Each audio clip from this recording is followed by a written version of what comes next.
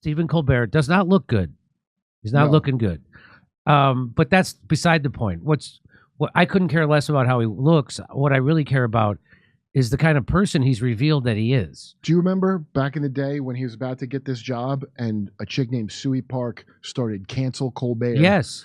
And we all spat at her, but she was right. Yes, she was right. She canceled Colbert. So we just did a segment about how the prosecution of Donald Trump is the weaponization of the legal system against the establishment's political opponent.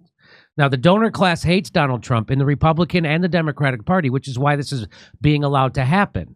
The Republican Party, this establishment doesn't want Donald Trump, and neither does the Democrat Party. And you know why? Because he won't do the wars that they want. That's the only reason. That's it. That's all it takes. All the other stuff, he did what they wanted. He did all the regulations. They took him away. He gave a $1 trillion tax cut to the richest people. We took the oil. He took the oil in Venezuela. He in Syria. Yeah. He pushed the vaccine. He bombed Syria. Zakaria. He didn't really bomb Syria. That's the problem. Oh. That's the problem. Why they say tonight he is a president? Well, because he bombed some air. They thought he bombed Syria. He bombed an airstrip. Oh, he didn't kill people. He didn't bomb kill. Yeah. Well, he and did. Then he wouldn't fund the Ukraine war the way they wanted. You know what he did do? And that's why they impeached him. They impeached him for putting a pause on the funding to the Ukraine war. Yeah. So the main reason for voting for Donald Trump is now an impeachable offense. And so one good thing about him. So Stephen Colbert, since Donald Trump has become president, has gone on a comedy strike. He's not doing comedy anymore. Yeah. And I'm going to show it to you right here. Instead of being upset that they're bastardizing the legal system and weaponizing it against their political enemies, he's cheering this on, and he's trying to get you scared that they're not prosecuting the former president enough. They didn't prosecute George Bush and Dick Cheney. They didn't prosecute those guys. But they were good because they were at least establishment. I know how numb we've become, but it's not normal. No other candidate for the presidency has ever had to pause his campaign to defend himself in multiple courts. I wonder why that is, Stephen. Wait, whose side is he on here? Right? It isn't normal. You're right. It isn't. That isn't normal. This is not we're not following the norms. Hey, you know what else isn't normal? Having an obviously senile guy in charge. That's right. And all of us sit and watch videos, and we all know, and Jon Stewart, God bless him, still has enough comedian in him to point it out and gets viciously attacked by like some kind of mind control sort of make slave. up for it, he had to go after Tucker Carlson. Yeah. By defending another Nazi. Yeah. So Jon Stewart can't stop defending Nazis. Well, there we go. He's not anymore. But if that was an American guy who once held the views Navalny did, they would never forgive him or let it be bygones. They cancel you for a tweet you did 15 years ago. Are you kidding me? They fired Gina Carano for asking people to stop acting like Nazis. Yeah. And they said she was belittling the Holocaust. Yeah. So let's watch this. And by the way, you know Stephen Colbert's serious because he took his glasses off. This is a glasses off moment for Stephen Colbert. It's a glasses off moment. And I would like to point out that in all 7 of his cases, no one doubts that he did these things. No one. We're just sitting around patiently waiting to find out if the weed. Everybody doubt. Most sober people doubt that he did anything wrong. I just showed a segment, a video in my other segment, where Kevin O'Leary, a guy who's famous for being on Shark Tank and being a famous businessman, said this is crazy. It wasn't even a crime. That there was no crime. This is called capitalism in business. It's like when you go in to buy a car, the car salesman goes high, you go low, and you meet in the middle. The bank even said they love the deal they got with Trump. So there's no fraud. They're supposed to. No, there's no fraud. Absolutely. The bank said, we got a great deal. We made a lot of money. We'd like to do business with Trump again. You know, in a fraud, usually someone has their money stolen. That's right. You don't make money for the person. So this is Stephen Colbert, just like he did with the vaccine and COVID. He's going complete establishment shill. Whoever signs his paycheck, that's what this is. And he knows who his audience is. And by the way, he teaches Sunday school. And some people say that's what pedophiles do. And I'm not saying that Stephen Colbert is a pedophile. Yeah. I'm saying that he has the character of one. I don't believe he could overpower a child.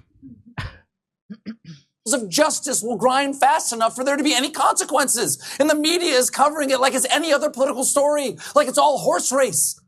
I know. No, I know how. First of all, that's not how the media is covering it. They're covering it just as crazy as you are right now. Yeah, it's just nobody cares now at this point because it's that bad. And this guy who's a shill for Pfizer, by the way, here at Pfizer, we've come up with a way to blend two people you love into your most favorite person of all time. We took Stephen Colbert and surgically inserted Keith Olbermann's DNA, creating Colberman. That's right. Everything you want in a panicking shitlib. Now with an extra feature, the whining, stressed out urgency of Rob Reiner added in for good measure. And that's what this is. You want to watch it without me stopping? Let's watch. I know how numb we've become, but it's not normal. No other candidate for the presidency has ever had to pause his campaign to defend himself in multiple courts. And I would like to point out that in all 7 of his cases, no one doubts that he did these things. He's just making We're that just up. sitting around patiently waiting to find out if the wheels of justice will grind fast enough for there to be any consequences. And the media is covering it like it's any other political story, like it's all horse race. I know how... I think he meant horse shit. Everybody I talk to doubts this. I don't know who. So, of course, he doesn't... Eugene Garrel's real reliable. Right? His classified document thing, he's the president of the United States. The president decides what's classified and what isn't. What does the law say? You got to store it next to your sweet cherry Corvette? Yeah, so apparently if you're like Joe Biden and you take classified documents and you put it in your garage next to your Corvette, that's okay. You know, I had a friend say, because I was like, well, what this is crazy, though, right? I mean, can you believe... He has no one in his... Look, he's not funny. So his writers, imagine the writer... I know everybody thinks these guys are like comedians, but they're really just hollow vehicles that a writer puts jokes into. Yes. And Colbert's an actor, so he was funny on like Stranger with Candy, really funny because it was funny writing. If you give him good jokes, but he's not taking good jokes, now this is the real Steven. Yeah. The awful This actor. is the real Steven. And this is what all that stupid cancel bullshit did. They filtered out anyone that could tell you anything opposite from your bubble. In New York, every time Russ was here, we were both... New York is dumber. I can't believe it's dumber than LA by a mile. By a mile, okay? I never thought I would say that. It's the most, and that's because they pushed out everybody that isn't very rich or poor. There's no middle in New York whatsoever now. So all these rich people could just sit like Bill Maher. You know, Bill Maher doesn't know there's a problem here. He thinks the economy's great. We won COVID. Yeah, it's a bunch of Bill Mahers there. Yeah. But without the comedy to not be woke.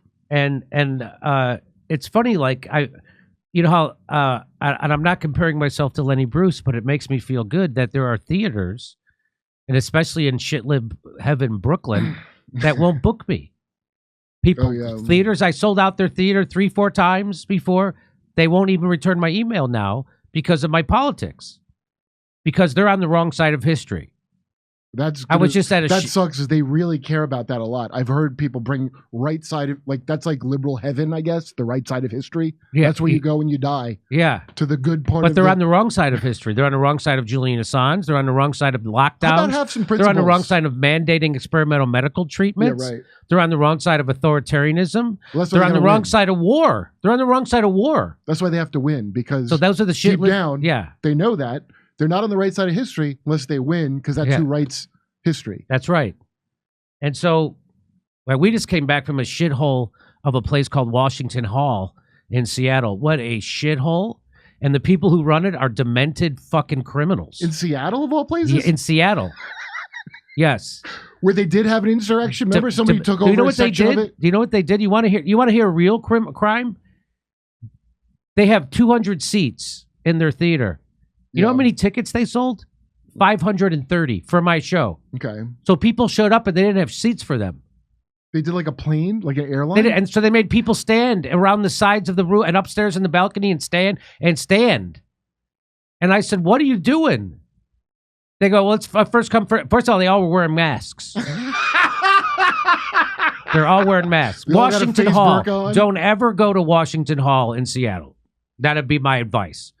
Those people are demented maniac. The worst things about liberalism are the people who are at Washington Hall in Seattle. Yeah, that's their Mad Max phase. You know what they referred to? They hated that. So most of my shows on the road, people put tables up for Julian Assange outside, and they give out flyers, and they take people's names and stuff. They hated those people. The people who ran Washington Hall hated the Julian Assange people. They called them people who were sticking up for a hacker. They called him a hacker.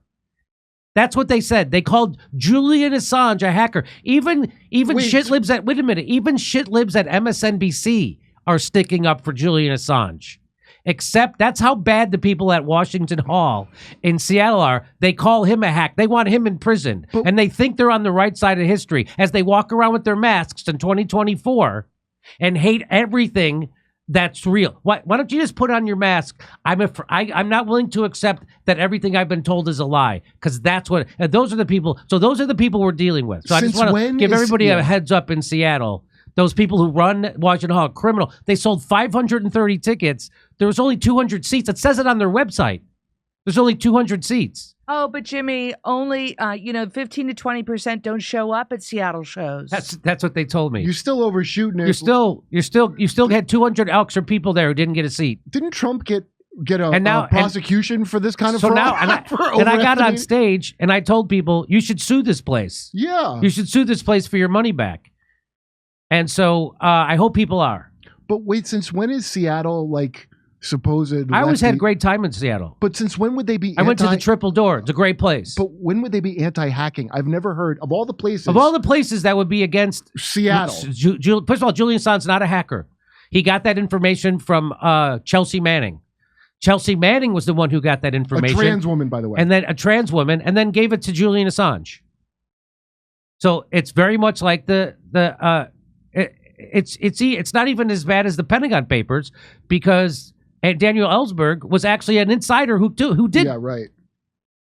And you never anyway. So that's the kind of shit that's happening. I just wanted to say that. I wanted to get that out there. They should. I mean, Seattle's kind of filthy now. You might want to wear a mask just for other reasons. Yeah.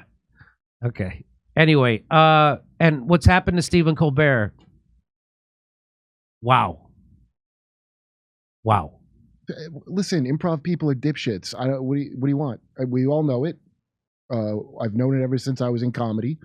The most herd mentality cows in all of comedy are improv people. Are improv people, because improv lessons are expensive, and it's usually some dipshit rich kid, especially in Brooklyn, and so they don't even have the mentality of any kind of independence or business or whatever. I mean, they inherit a lot, and that's what you get. That's when all this comedy's not diverse. I'm like, yes, in your very wealthy white circles of improv, I'm sure it's not. In every other kind of comedy, it's not like that. Hey, come see us live on tour in Los Angeles, Palm Springs, Stockholm, Amsterdam, Rotterdam, Berlin, Copenhagen, Oslo, Stroudsburg, Pennsylvania, Cortland, New York, Oakmont, Pennsylvania, right outside Pittsburgh, El Paso, and San Antonio, Texas. Go to jimmydore.com for a link for all those tickets.